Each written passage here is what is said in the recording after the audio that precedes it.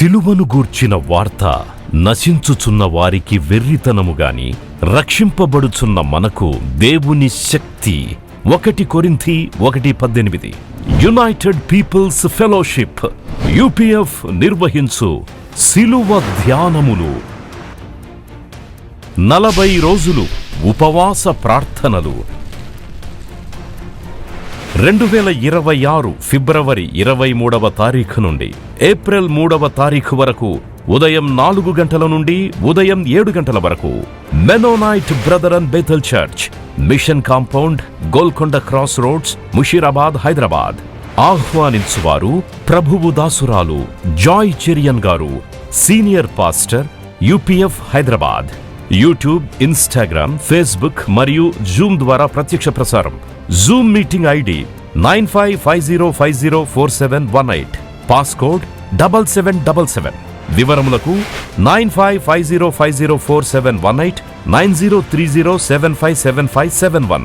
అందరికీ ఆహ్వానము. యేసు ప్రభు పడిన శ్రమల్లో నాలుగుతో వివరించడానికి ఎవరికి తరం లేదు, కానీ కొంత మట్టుకన్నా మనం సిలువను ధ్యానించాలి. ఆయన శ్రమలను ధ్యానిద్దాం. ద పర్సిక్యూషన్ ఆఫ్ జీసస్ అంటే మానసికంగా, శారీరకంగా నిందలు, అవమానాలు, గాయములు, మరి అపహాస్యం, ఇవన్నీ కూడా ఎదుర్కొన్న ప్రభువును మనం సిలువ ధ్యానాల్లో ధ్యానించాలి. అట్టి ధ్యానమే మనకు దినదిన జీవితంలో కూడా ధైర్యాన్ని ఇస్తుంది, శక్తిని ఇస్తుంది.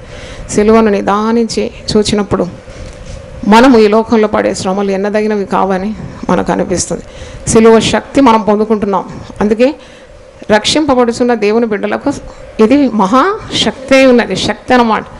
అంటే మనకంటే ముందు వెళ్ళినాడు యేసు ప్రభు శ్రమల దారి గుండా.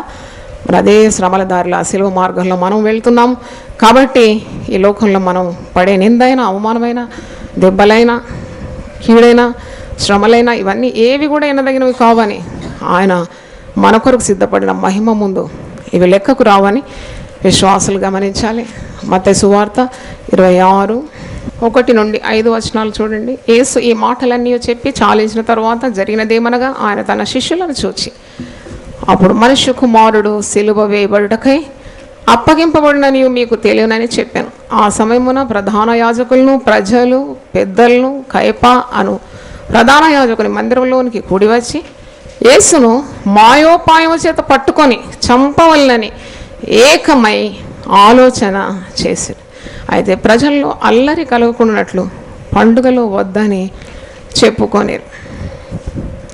అంటే అక్కడున్న ప్రధాన యాజకులు, శాస్త్రులు, పరిసయ్యులు ఆయనను సహించలేకపోయినారు. ఆయన చేసే బోధలు, మరి ప్రజలు ఆయన తట్టు ఆకర్షితులవడం, గొప్ప జనసమూహం ఎప్పుడు యేసుప్రభు వెంట వెళ్ళడం, మరి ఆయన దేవుని కుమారుడని వారు జీర్ణించలేకపోయినారు. మెస్సయ్య అని వారికి అర్థము కాలేదు. మరి యేసు ప్రభువును, ఆయన చేసే అద్భుతాలు ఇవన్నీ కూడా వారు చూస్తున్నారు, వింటున్నారు. ఎలాగైనా యేసు ప్రభువును అంతమొందించాలని వారు మాయోపాయాలు చేస్తున్నారు.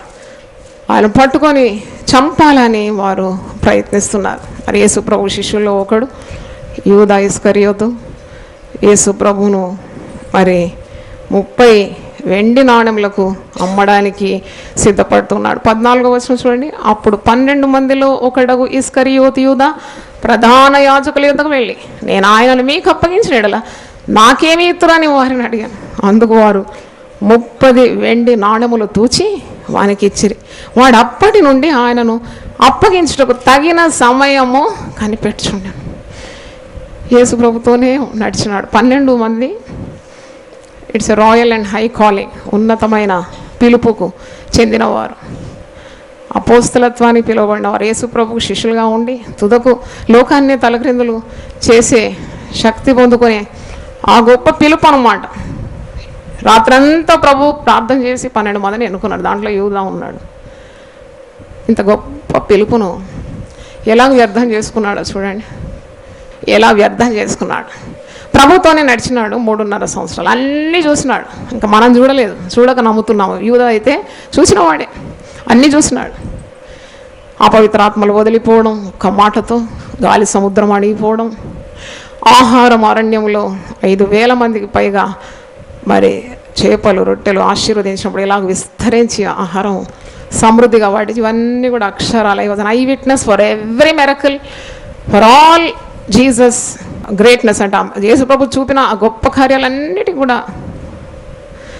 ప్రత్యక్ష సాక్షి అన్నమాట యూదా. కానీ హృదయము మారలేదు. యేసు ప్రభు కొండ మీద ప్రసంగం యూదా వినలేదా? విన్నాడు కదా. యేసు ప్రభు నోటి ప్రతి మాట విన్నాడు, కానీ మార్పు ఎక్కడ ఉంది? ప్రభువుని పట్టించడానికి పన్నాగాలు పన్నుతున్నాడు. తుచ్చమైన అభిలాష అన్నమాట. 30 వెండి నాణాలు అంతేనా యేసు ప్రభు ఖరీదు?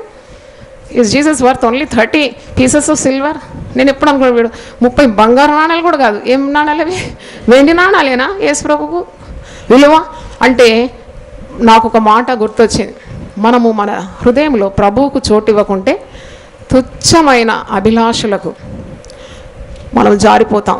భ్రష్టమైన మనస్సుకు దేవుడు మనల్ని అప్పగిస్తాడని రోమియోలకు రాసిన పత్రిక, ఆ మాట ఒకసారి చూడండి. రోమియోలకు రాసిన పత్రిక 1వ అధ్యాయము. దేవునికి చోటు నీ హృదయంలో ఇవ్వకుంటే చేయరాని హేయ కార్యాలు చేసేస్తావు. కాబట్టి ఎప్పుడు దేవుని సన్నిధితో నీ హృదయం నింపబడాలి.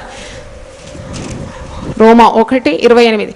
మరియు వారు తమ మనసులో దేవునికి చోటు ఇయ్యనొల్లకపోయారు గనుక చేరాని కార్యములు చేయుటకు దేవుడు భ్రష్ట మనసుకు వారిని అప్పగించాడు.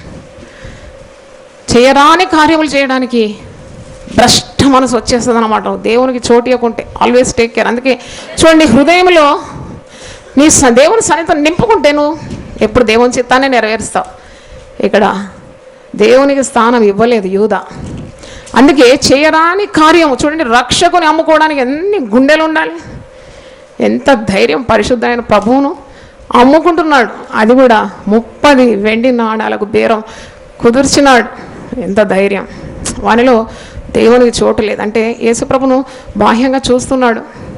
ఇంకోటి నేను గమనించిన, శిష్యులు అందరూ కూడా ప్రభువా అని పిలుస్తారు యేసుప్రభును.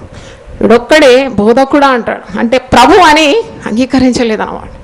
ఎక్కడైనా మీరు సువార్తలు కానీ యూదా ఏ విధంగా సంబోధిస్తాడు యేసుప్రభు? బోధకుడా అంటే టీచర్ అంతే. కానీ తక్కిన వారు ప్రభువా అని సంబోధిస్తారు. అంటే హృదయంలోకి ప్రభువును స్వీకరించలేదు. పైగా తిరుగుతున్నాడు. ఏదో యేసుప్రభు ఒకనాడు రాజ్యాధికారి అయితే తనకు కూడా రాజ్యంలో కొద్దిగా పెద్ద స్థానం దొరుకుతుందేమో అని అలాగూ లోకాశలతో నిండినవాడు, భ్రష్టుడు అన్నమాట యూదా.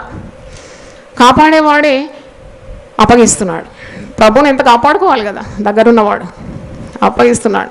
అంటే భద్రత లేని లోకమని, ఈ లోకం మీద నువ్వు ఎక్కువగా నమ్ముకోవద్దని, ప్రభువుని నమ్మాలి, దేవుని నమ్మాలి. ఆయన నీ ప్రాణముని ఏం చేస్తాడు? కాపాడుతాడు. దేవునికి స్తోత్రం. అంటే యేసు ప్రభు ఏ విధంగా ఆయన సిలువ శ్రమలు పొందినాడో అవన్నీ మనం ధ్యానిస్తున్నప్పుడు చాలా మరి దేవుని గురించిన జ్ఞానం మనకు అందుతుంది. నమ్మరాని ప్రపంచంలో మనం ఉన్నాం, మోసంతో నిండి ఉన్న ప్రపంచం. యేసు ప్రభు శిష్యులతో కలిసి ఆయన సిలువ మరణానికి ముందు చేసిన గొప్ప కార్యం ప్రభు బల్లను ఆచరిస్తున్నాడు. 26 నుండి 29 చూడండి. వారు భోజనము చేయుచుండగా యేసు ఒక రొట్టె పట్టుకొని దాన్ని ఆశీర్వదించి విరిచి తన శిష్యులకు ఇచ్చి, మీరు తీసుకొని తినుడి, ఇది నా శరీరం అని చెప్పాను. మరియు ఆయన గిన్నె పట్టుకొని కృతజ్ఞతాస్తుతులు చెల్లించి వారికి ఇచ్చి, దీనిలోనిది మీరందరూ త్రాగుడి, ఇది నా రక్తము, అనగా పాప క్షమాపణ నిమిత్తము అనేకుల కొరకు చిందింపబడుచున్న నిబంధన రక్తం. నా తండ్రి రాజ్యంలో మీతో కూడా నేను ఈ ద్రాక్షారసము క్రొత్తదిగా త్రాగు దినం వరకు ఇకను దాన్ని త్రాగనని మీతో చెప్తున్నాను. అంతటా వారు కీర్తన పాడి ఒలీవల కొండకు వెళ్ళి, ప్రభు ఇక్కడ రొట్టె విరుస్తున్నాడు, ద్రాక్షారసం రొట్టె తన శిష్యులకు ఇస్తున్నాడు. ఇది మరి నా రక్తము పాప క్షమాపణ నిమిత్తం అనేకుల కొరకు చెందింపబడుచున్న నిబంధన రక్తం. కింద ఫుట్నోట్లో క్రొత్త నిబంధన అని రాసింది. అంటే యేసు ప్రభు మరి ఆయన చేసిన ఈ ఆఖరి సిలువ మరణానికి ముందు చేసిన ఈ కార్యాన్ని మనం ప్రతి ఆదివారం ఇక్కడ ఆచరిస్తున్నాం కదా. ప్రభు బల్లలో సమీపిస్తున్నాం. ఏంటి ప్రభు బల్ల? ప్రభు బల్ల రొట్టె అంటే యేసు ప్రభు యొక్క శరీరం. రొట్టెను వీరుస్తున్నాం అంటే ఆయన సిలువలో మన కొరకు విరువబడినాడు.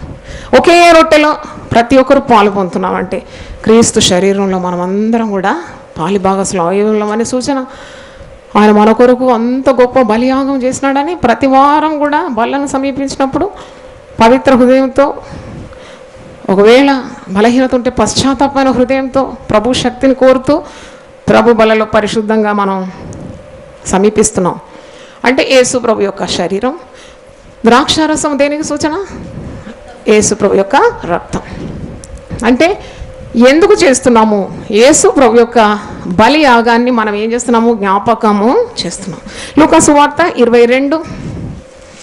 యేసు ప్రభు మన కొరకు తన శరీరాన్ని అప్పగించుకున్నాడు, ఆయన తన రక్తాన్ని చిందించినాడని మనం మాటి మాటికి జ్ఞాపకము చేసుకోవాలనే ఉద్దేశం. లూకా 22:19-20 చూడండి.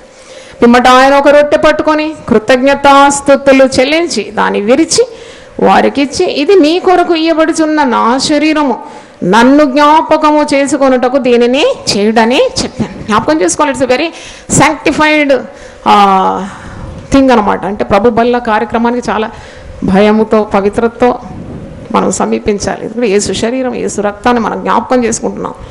నన్ను జ్ఞాపకము చేసుకున్నటకు దీన్ని చేయమను. ఆయన నిబంధన, క్రొత్త నిబంధన మనం గుర్తు చేసుకుంటున్నాం. ఆయన కార్చిన రక్తం ద్వారా మనకు పాప విమోచన, ఆయన పొందిన దెబ్బల చేత మనకు స్వస్థత కలుగుతున్నది అని జ్ఞాపకం చేసుకొని మనం ప్రభు బలలో ఇది కూడా యేసు ప్రభు శిలువ మరణానికి ముందు జరిగిన కార్యం. తర్వాత నేను అన్ని హైలైట్స్ మీకు జ్ఞాపకం చేస్తాను. యేసు ప్రభు శిలువ మరణానికి ముందు జరిగిన కార్యాలు. యేసు ప్రభు గెత్సెమనే తోటలో ప్రార్థన చేయడం. ఇక్కడ మత్తయి సువార్త 26:36 నుండి 46 వరకు చదవాలి. ప్రార్థన యొక్క ప్రాముఖ్యత, the importance of prayer in every believers life. మనం శ్రమ కలిగినప్పుడు ప్రార్థన చేయాలని ప్రభు మనకు ఇక్కడ మంచి ఉదాహరణ అన్నమాట. నీకు అసాధ్యంగా ఉన్న కార్యాల కొరకు నువ్వు తండ్రి అయిన దేవుని యొద్ద యేసు పేరట ప్రార్థించినప్పుడు విడుదల పొందుతావని నీకు అర్థం కావాలి. గెత్సెమనే తోటలో ప్రభు దుఃఖాక్రాంతుడై, చింతాక్రాంతుడై, మరి ఆయన చెమట రక్తంగా మారిపోనంతగా అంత వేదనతో ప్రార్థన చేస్తున్నాడు. ఈ 38 చూడండి. అప్పుడు యేసు, మరణమగునంతగా నా ప్రాణము బహుదుఃఖములో మునిగి ఉన్నది. ఆయన ఇన్నర్ సర్కిల్ శిష్యులు, జబదయి కుమారులు, యాకోబు, యోహానులు, మరి పేతురు, ఈ ముగ్గురితోనే చాలా ప్రాముఖ్యమైన కార్యాలకు ప్రభు వెంట పెట్టుకొని వెళ్ళేది. ఇన్నర్ సర్కిల్ అన్నమాట. వీరిని ప్రార్థనకు రమ్మంటే వీరు నిద్రపోతున్నారు. అంటే చూడండి, ప్రభు ఎంత సంకటం అనుభవిస్తున్నాడు. మనకు ఏదైనా బాధ కలిగినప్పుడు ఎవరైనా ఉంటే బాగుండు, మనం వాంట్ టు షేర్ కదా, మన బాధలు పంచుకోవాలని అనిపిస్తుంది. కానీ ప్రభువుకు అలా కూడా ఎవరు సహకారులు లేరు. పిలిచిన వారు నిద్రపోతున్నారు. వాళ్ళకి సిలువ గురించిన, శ్రమల గురించిన అవగాహన ఏమీ లేదు. They are sleeping. అప్పుడు ప్రభువు చాలా బాధపడుతున్నాడు. ప్రార్థన ఏం చేస్తున్నాడు?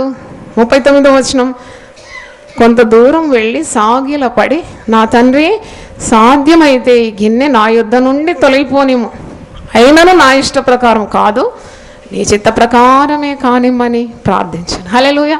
ఇది కూడా మనం నేర్చుకోవాలి సిలువ ధ్యానాల్లో. కొన్ని కార్యాలు నీ జీవితంలో తొలగిపోవాలని నువ్వు ఆశిస్తావు.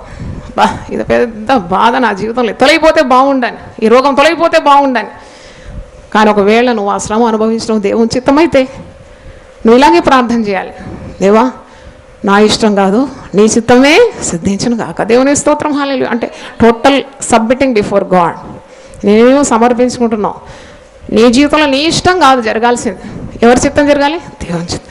శ్రమ తొలగించుకోవాలి, ముళ్ళు తొలగిపోవాలని ప్రార్థన ఎప్పుడు చేస్తాం, అందరూ చేస్తారు. కానీ ఆ యొక్క శ్రమలోనే దేవుని కృప నీవు అపారముగా అనుభవిస్తున్నావు. దేవునికి స్తోత్రం. నా కృప నీకు చాలా. మరి ఇక్కడ శరీరం బలహీనంగా ఉంది, ఆత్మసిద్ధంగా ఉంది. ఇంత గొప్ప సిలువ ఘోర మరణం అనుభవించాలి ప్రభు. అంతకుముందు తన స్వశక్తి మీద ఆధారపడి ధైర్యంగా సిలువ దగ్గర వెళ్ళడం లేదు, కానీ తండ్రి దేవుని సహాయాన్ని కోరుతున్నాడు. దేవునికి స్తోత్రం. గొప్ప పనులు నీకున్నప్పుడు నీ యొక్క స్వబుద్ధి మీద ఆధారం చేసుకొని, సెల్ఫ్ కాన్ఫిడెన్స్ అంటారు, నీ ఆత్మవిశ్వాసంతో ముందుకు అడుగులు వేయద్దు. సిలువ ధ్యానాలు మనం అందుకే ఏర్పాటు చేసినాం. ప్రతిదానికి దేవుని మీద ఆధారపడాలి.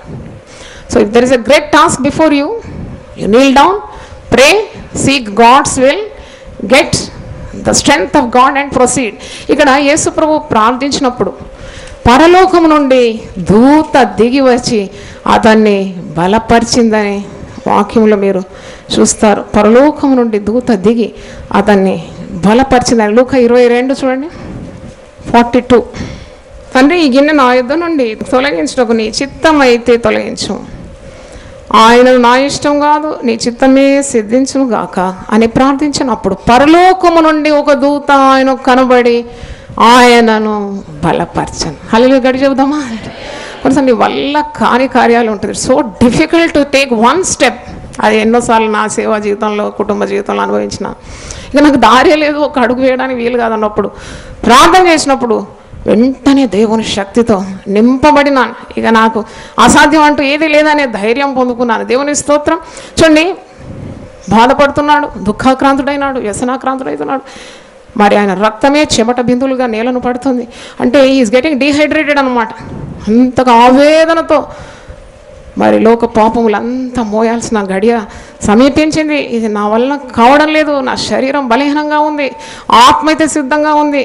తండ్రి, నీ చిత్తమైతే ఈ గిన్నెను తొలగించు, ఆయన నా ఇష్టం కాదు నీ చిత్తమే జరగాలని ప్రార్థిస్తున్నప్పుడు ఆ ప్రార్థన తండ్రి దేవుడు అంగీకరించినాడు. పరలోకం దూతను పంపిస్తున్నాడు.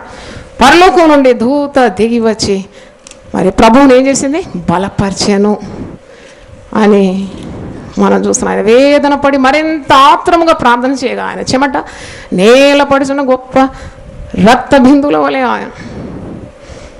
ఆయన ప్రార్థన చాలించి లేచి తన శిష్యుల యుద్ధకు వచ్చి వారు దుఃఖము చేత నిద్రించడం చూచి, మీరు ఎందుకు నిద్రించున్నారు? శోధనలో ప్రవేశించకున్నట్లు లేచి ప్రార్థన చేయండి. ఇది అండర్లైన్ చేసుకోవాలి మీరు. శోధనలో పడకున్నట్టు లేవండి, మీరు ఉదయకాలమే లేచి ప్రార్థన చేయండి. అందరం ప్రార్థన ఎప్పుడు చేస్తామంటే శోధనలో పడ్డాక. శోధనలో పడిపోయిన తర్వాత లబోదిబో మొత్తుకుంటాం, తల కొట్టుకుంటాం, గుండె కొట్టుకుంటాం, కలవరపడుతూ ఉంటాం. కానీ ప్రభు ఒక బంగారు సూత్రాన్ని మరి దేవుని బిడ్డలకు ముందే తెలియజేసినాడు. మీరు లేవండి, శోధనలో పడకున్నట్లు మీరు మెలకువగలిగి ప్రార్థన చేయండి. పడినాక కాదు, పడకముందే. ప్రభు బల్లని ఏ విధంగా మనం సమీపించాలి, జీవితంలో శ్రమలను ఏ విధంగా ఎదుర్కోవాలి. లోకంలో తప్పకుండా మోసగాళ్ళు ఉంటారు, నిన్ను వంచకులు ఉంటారు, నిన్ను కీడులో పడవేయడానికి ప్రయత్నించేవారు ఉంటారు.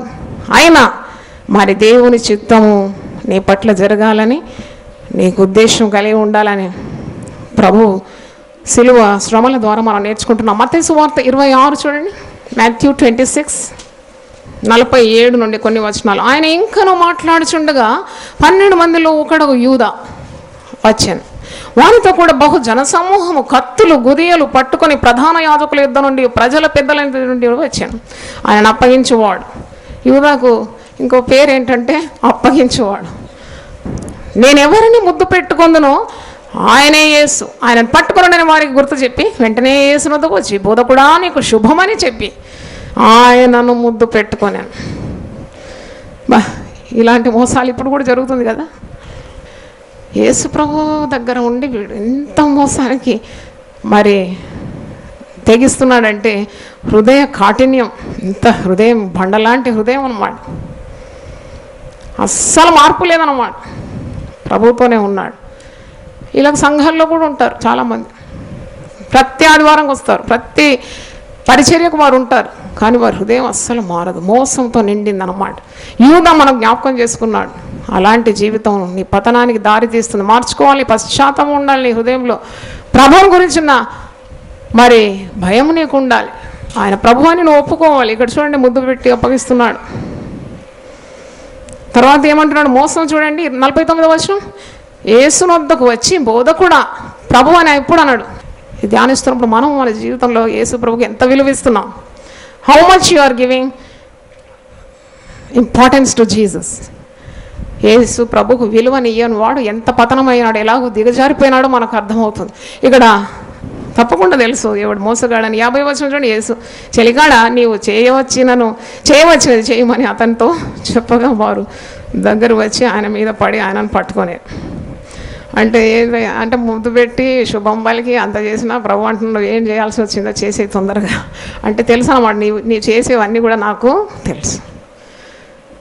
అలాగూ ఆ రోజు ప్రభువును అప్పగిస్తున్నాడు. వారు ఆయన పట్టుకొని పోతున్నారు. ప్రధాన యాజకుల యొద్దకు అన్న కైప యొద్దకు వెళ్తున్నాడు. ఆ రోజు మరి అబద్ధ సాక్షులు అనేకులు వచ్చి ప్రభు మీద అబద్ధ సాక్ష్యములు పలుకుతున్నారు. ఆ రాత్రంతా ప్రభు ఒంటరిగా బాధను అనుభవిస్తున్నాడు. ఇదంతా మీరు మెత్త 26 చూస్తే సిలువను చక్కగా సిలువ శ్రమల్లో ధ్యానించగలరు. మరి 50 ఆ గడియలను యేసు జనసములు చూచి బందిపోటు దొంగ మీదకి వచ్చినట్లు కత్తులతో గుదియలతో నన్ను పట్టుకొని వచ్చితిరా. నేను అనుదినం దేవాలయంలో కూర్చుండి బోధించినప్పుడు మీరు నన్ను పట్టుకొనలేదు. అయితే ప్రవక్తల లేఖనములు నెరవేరినట్లు ఇదంతయు జరిగినని చెప్పాను. అప్పుడు శిష్యులందరూ ఆయనను విడిచి పారిపోయారు. ఇది ఇంకెంత బాధ అండి. అంతవరకు దగ్గరనే ఉన్న శిష్యులు యేసు ప్రభువును వారు కత్తులతో గుదియలతో ఈ యూదా ముద్దు పెట్టి అప్పగించి వారు బలవంతంగా యేసును పట్టుకొని వెళ్ళిపోతారు. యేసు గెత్సెమనే తోటలో ప్రార్థన చాలించి వచ్చిన తర్వాత జరిగిన కార్యాలు అన్నమాట. పట్టుకొని పోతుంటే నిజంగా ఈ శిష్యులకు ప్రభువు మీద ప్రేమ ఉంటే అపాయం వస్తే ఆదుకోవాలి కదా. నిజమైన స్నేహితులు విడువక ప్రేమిస్తారు. అపాయం వస్తే పారిపోతారా? మరి ఇప్పుడు ప్రభువును పట్టుకొని పోతే 56వ వచనంలో మీరు చూస్తున్నాం, శిష్యులందరూ ఆయనను విడిచి పారిపోయినారంట, పరిగెత్తిపోయినారు అనమాట. కనబడితే వాళ్ళకు కూడా ఇదే శ్రమలు ఉంటుంది. ఎందుకు వచ్చిన గొడవ, పారిపోతామని పారిపోయినారు. ఎవ్వరు నిలవలేదు ప్రభు దగ్గర. అది ఇంకెంత మానసికంగా ఎంత బాధ ప్రభువు పొందినాడు. No one. ఇలాంటి సమయాలు నీ జీవితంలో వస్తుందని ప్రభు మనకు నిదర్శనంగా ఉన్నాడు. There will be a time when there will not be any one to care for you, to protect you. నిన్ను కాపాడడానికి కానీ, నిన్ను ఆదుకోవడానికి కానీ, నీకు సహాయం చేయడానికి ఎవ్వరూ లేని పరిస్థితులు వీళ్ళు ఎవరైనా ఎదుర్కొన్నారా ఎప్పుడైనా? ఏది మీ చేతులు పెడినాయి? నా జీవితంలో అనేక సందర్భాలు నేను ఎవరే సహాయం పొందలేకుండా ఏకాకినైనానని చెప్పగలుగుతారు. తప్పకుండా మీ జీవితంలో ఉంటుంది. అలాంటి వేళలో మరి దేవుని బిడ్డలు అలాంటి అనుభవాలు వస్తుందన్నమాట. ఇక్కడ చూడండి, శిష్యులు పారిపోయినారు, ఒకడేమో మోసగిస్తున్నాడు. అంటే మన దినదిన జీవితంలో కూడా ఏకాంతత కానీ, ఒంటరితనం కానీ, నిస్సహాయత కానీ, నిందలు కానీ, ఇలాగూ మోసాలు కానీ ఎదుర్కోవడానికి you should have a backing, that is prayer అనమాట. దేవునికి స్తోత్రం. నీకు ఒక బ్యాకింగ్ ఉండాలి. ఏంటంటే ప్రార్థన ఉంటేనే నీవన్నీ జయించగలవు. ప్రభు శిష్యులు, మరి 3 శిష్యులు, ముఖ్యుడు ఎవరు? పేతురు. అంటే పేతురు సామర్థ్యం చూసినాడా, లేకుంటే పేతురులో మరి ఏం చూసినాడో ప్రభు. చనిపోయిన వారిని లేపడానికి వెళ్ళినప్పుడు కూడా పేతురు యాకోబు యోహానులను వెంట పెట్టుకొని వెళ్తారు. రూపాంతరపు కొండ మీద కూడా పేతురు యాకోబు యోహాను, గెత్సెమనే తోటలో కూడా పేతురు యాకోబు యోహాను.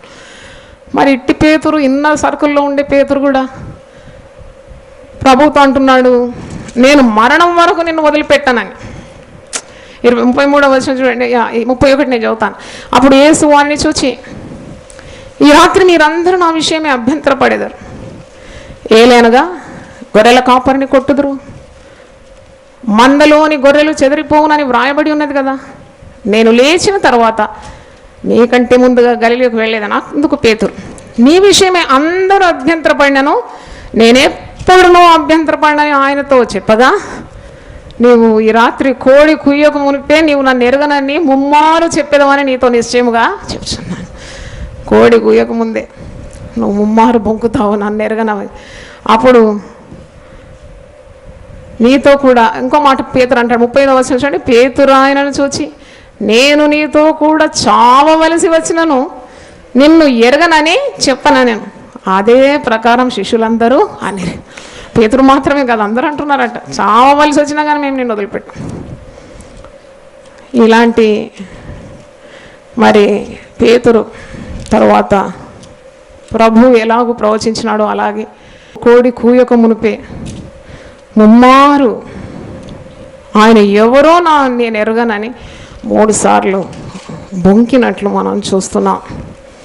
he totally denied that he knows Jesus. యేసు ప్రభు నేను ఎరగను, ఆయన శిష్యుని నేను కాను, ఆయన ఎవరో నాకు తెలియదు అని 3 సార్లు బొంకినాడు. ఇది కూడా మనకు ఒక మరి పాఠం నేర్పిస్తున్నాడు. Teachers was a lesson. ప్రభు గొప్పవాడు, ప్రభు నాకు ప్రియుడు, ప్రభుతో నేను జీవిస్తున్నాను, ప్రభువు నాకు సరిపోయినవాడు, ప్రభువు నాకు చాలినవాడు అని అంటాం. ఏదైనా శ్రమ రాగానే నేను ఎరుగను ప్రభువును. ఇవన్నీ మనం ధ్యానించినాము. ప్రభు యొక్క శిలువ శ్రమలు. తలలు వంచండి, ప్రార్థన చేసుకుందాం. ప్రభువా, నీ పరిశుద్ధ నామమునకు స్తోత్రం. మా కొరకు నీ విలువైన ప్రాణాన్ని శిలువలో అర్పించినావు. నీ అమూల్యమైన రక్తాన్ని మా కొరకు చివరి బొట్టు వరకు ధారపోసినావు. మాకు రోగం నుండి విడుదల, పాపం నుండి విడుదల, శాపం నుండి విడుదల, నిత్య జీవానికి మేము వారసులవుటకు మాకు ఈ గొప్ప రక్షణ ప్రణాళికను ప్రభువా మా ముందు ఉంచినావు. ప్రాణం పెట్టినంతగా మమ్మను ప్రేమించినావు. నీ ప్రేమకు ప్రభువా మేమేమి చెల్లించగలం? మా హృదయంలో నిన్ను రక్షకునిగా స్వీకరించి మేము పరిశుద్ధమైన మార్గంలో పయనించడానికి కృప దయచేయండి.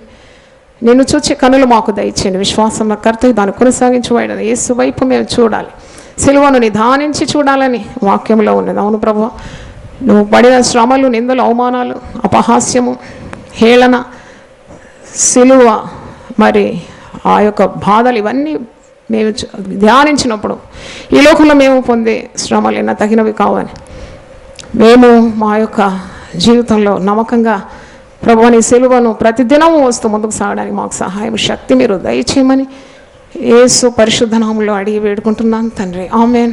హల్లెలూయా. ప్రతిదినం దేవునితో నేను.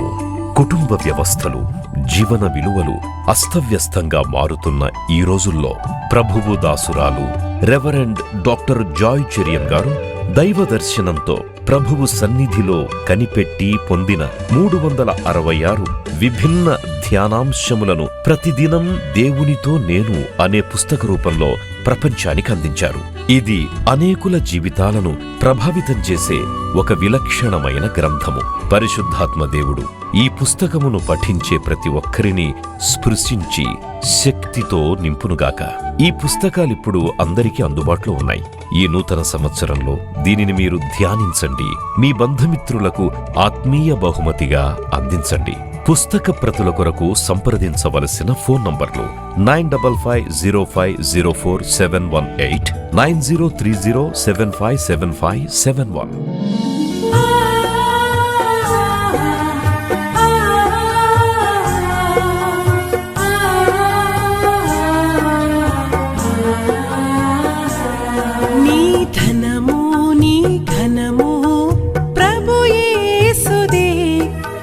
దశమా భాగమునీయ వెనుదీతువా.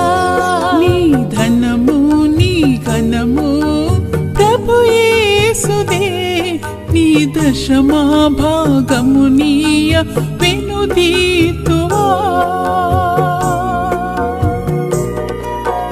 ధరలోన ధనధాన్యములనీయగా కరుణించి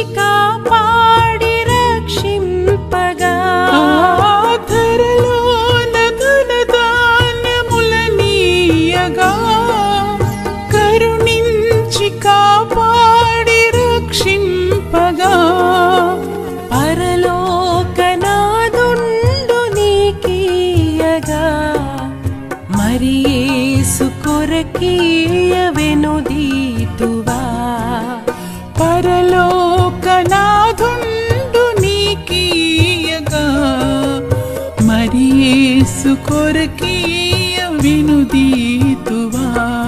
నీ ధనము నీ ఘనము ప్రభు యేసుదే, నీ దశమా భాగమునీయ వెనుదీతువా.